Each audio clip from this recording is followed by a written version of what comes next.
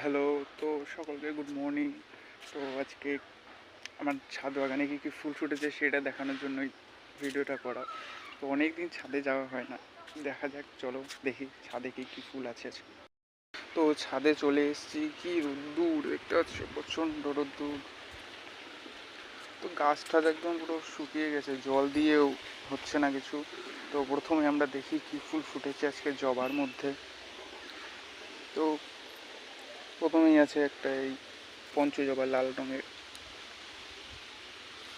তারপরে আজকে এখানে তিনটে ফুটেছে আজকে কমলা কালারের ফুল, সুন্দর লাগছে বেশ। যত্ন নেওয়া হচ্ছে না ঠিকঠাক করে। তারপরে আছে একটা পিঙ্ক কালারের জবা আছে, ওখানে একটা ফুটেছে, এখানটা একটা আছে। আর এটা গ্লাডিওলাস ফুটেছে একটা, এই একটা। আর এখানে আছে মোস্ট ফেভারিট অলকানন্দা।